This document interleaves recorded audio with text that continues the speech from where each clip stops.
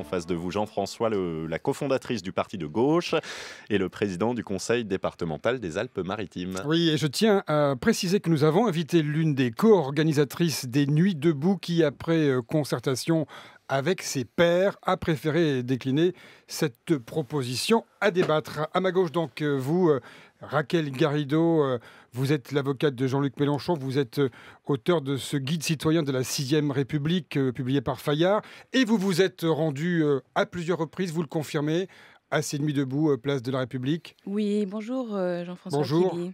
Et vous défendez l'esprit de ces Nuits debout. Oui, je pense que c'est une expérience novatrice et belle et qu'il faut la défendre. Et à ma droite, Éric Ciotti, vous avez signé, Éric Ciotti, une tribune sur votre blog intitulée Nuits debout, République couchée, dans laquelle vous dénoncez une dérive. Bien sûr, ce mouvement aujourd'hui traduit l'expression à la fois d'une intolérance et d'une violence qui sont insupportables en période d'état d'urgence, je le rappelle, sur la place de la République, lieu quand même de mémoire contre ces attentats de Paris, voir ces débordements, cette violence chaque nuit, 150 policiers blessés. C'est un mouvement qui, pour moi, n'est en rien sympathique. Alors, on va revenir sur l'esprit de cette place de la République. Tout d'abord, Alain Finkielkraut raconte dans le Figaro ce matin, c'est à la une, l'agression verbale et les menaces dont il a été l'objet quand il s'est rendu place de la République samedi soir. Raquel Garrido, vous condamnez cette agression. Vous auriez volé à son secours si vous aviez été présente. Si j'étais membre de la commission Accueil et Sérénité, Qu'est-ce que c'est que ce truc ? C'est une des commissions de la... Mais vous riez. Mais c'est bien, vous riez. Mais oui, je ris. C'est joli. Oui, je trouve ça joli parce qu'effectivement, Guérenbaum connaît bien aussi l'histoire du mouvement syndical et les services d'ordre. Et justement, sur la place de la République, avec le mouvement Nuit debout, ils n'ont pas mis en place un service d'ordre de gros bras, etc., un peu traditionnel. Ils ont mis en place, à l'inverse, cette commission Accueil et Sérénité parce que l'idée, c'est de maintenir la fraternité sur la place, l'ouverture. Et d'ailleurs, cette commission a protégé Alain Finkielkraut et son épouse au moment de la dispute verbale. Ça aurait pu mal tourner. Peut-être, c'est ce que disent les personnes qui étaient sur place. En tout cas, Alain Finkielkraut clive, donc voilà, il a des opposants. Mais l'Assemblée générale avait voté dès le début de Nuit debout que tout le monde pouvait venir, tout le monde pouvait prendre la parole, qu'il n'y avait pas de tri. Et d'ailleurs, Alain Finkielkraut reconnaît lui-même, maintenant qu'on connaît les faits dans leur complétude, qu'il est resté sur place, il a écouté.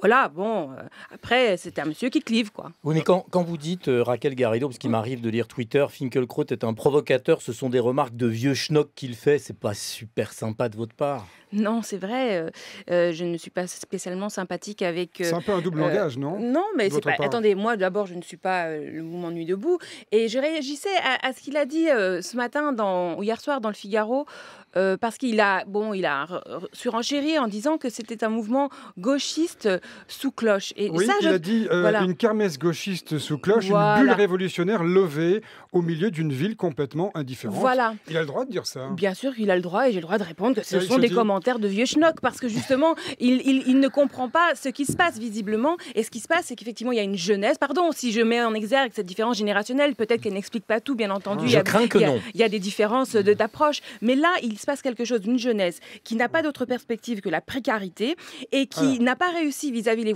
par les voies traditionnelles de faire changer la politique. Donc, ils inventent une nouvelle façon de faire. Et cette Nuit debout, c'est une nouvelle façon de faire qui est très créative. Réagissez, Éric Ciotti. Finkielkraut, bienvenue.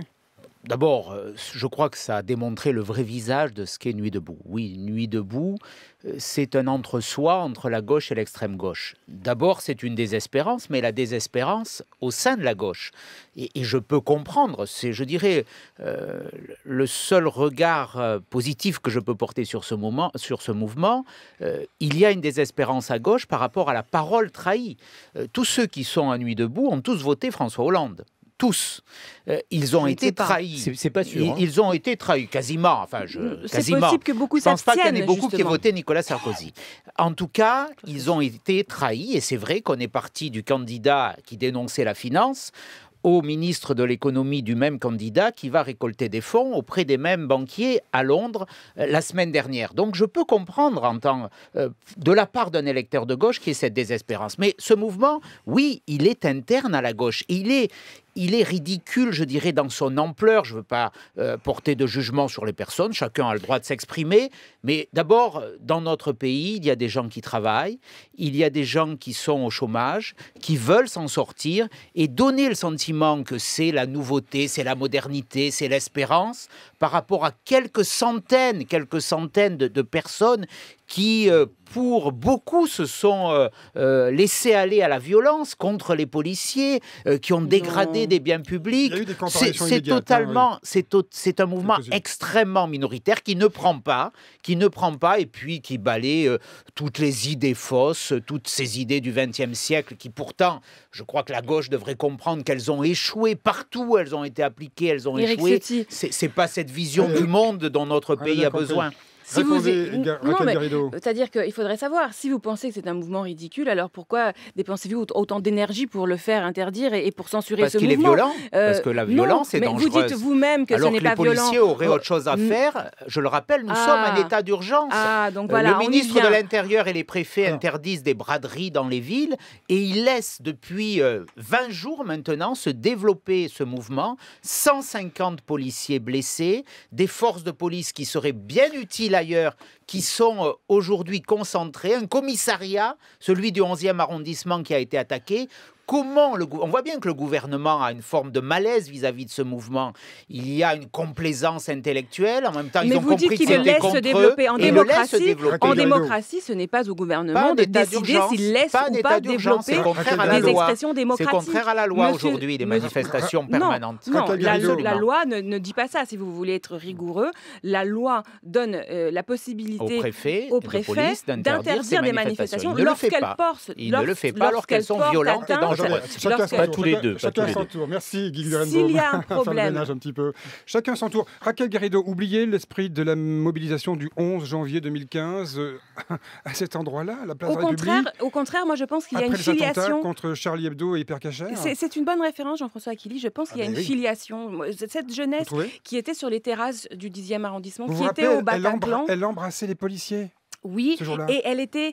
Mais rappelez-vous que justement, nous avions pu en janvier manifester la première fois après Hyper Cacher, après Charlie Hebdo, et en novembre, après le Bataclan, on n'a pas pu manifester. Et il faut comprendre qu'il y a un besoin de fraternité, il y a un besoin de se retrouver. La place de la République, elle retrouve cette fonction, y compris à travers Nuit debout. Rappelez-vous ces lettres lumineuses qui disent « Je n'ai pas peur, nous n'avons pas peur ». Ne pas avoir peur, c'est aussi sortir dans la rue et ne pas rester enfermé chez soi, qui est la société que veulent nos assaillants. Parce qu'au final, ce que dit M. Sotti, c'est anticiper cette société où chacun reste chez soi enfermé. Et c'est le contraire d'une société démocratique et libre. Les assaillants, vous parlez bien de Daesh, on est d'accord. Nous sommes d'accord. J'ai essayé de resituer ça dans le contexte de... Oui, voilà, ils veulent une société de la peur où chacun reste chez soi, où on ne fraternise pas. Et à l'inverse, Nuit debout, c'est la fraternité, c'est le fait d'être dehors, y compris la nuit, en disant, voilà, nous sommes ensemble, nous délibérons, nous avons un objet commun de délibération, nous votons.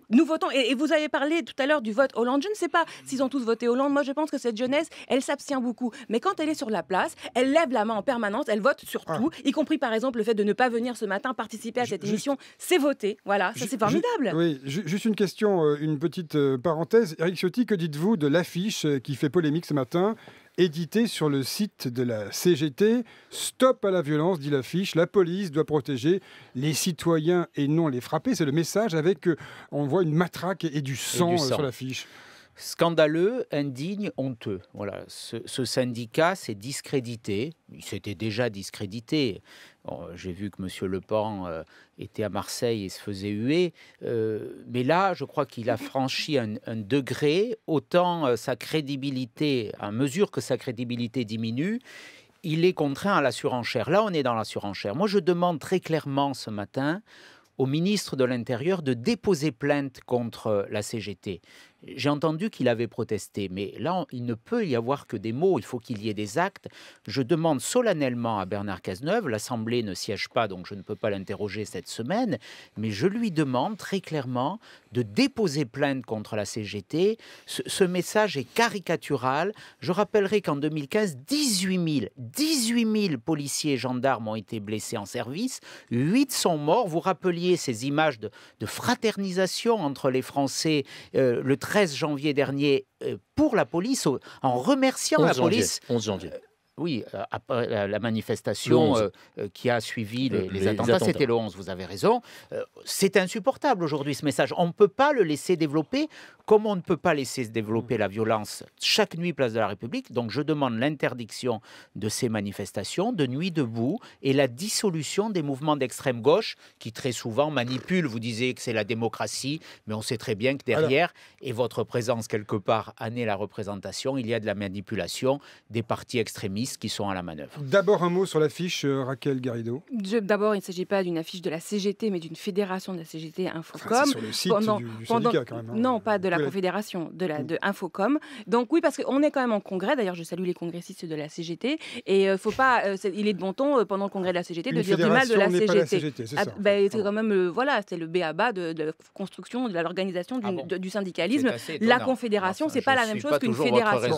En plus, moi qui suis une avocate spécialiste de droit d'expression, injure, diffamation, je peux vous dire que, Monsieur Ciotti, que si le ministre portait plainte contre cette affiche, au final, le tribunal dirait que c'est peut-être attentatoire. Effectivement, c'est vrai que je comprends qu'un policier puisse se sentir choqué, mais qu'on est dans une société démocratique qui doit accepter un certain niveau de polémique. Mais surtout, sur les policiers, ce que je veux dire, c'est ceci. Vous faites voter les juges aussi. Pardonnez-moi. C'est quand même sous le gouvernement Nicolas Sarkozy que vous avez supprimé 10 000 postes de policiers qui aujourd'hui sont à 2 doigts du burn-out. La semaine dernière, il y avait une manifestation de policiers du SGP à Paris, Place Vendôme. Ils demandent aujourd'hui une revalorisation de leur rémunération. Moi, je les soutiens. Je demande une hausse de leur prime de risque. Et aujourd'hui, M. Cazeneuve, qui se sert de cette affiche pour faire policier contre CGT, je le dis, tout ça, c'est cynique. Et votre position aussi, elle est cynique. Parce que si vous étiez avec les policiers, vous demanderiez comme moi une hausse de leur rémunération parce qu'aujourd'hui, ils en ont marre, ils sont épuisés.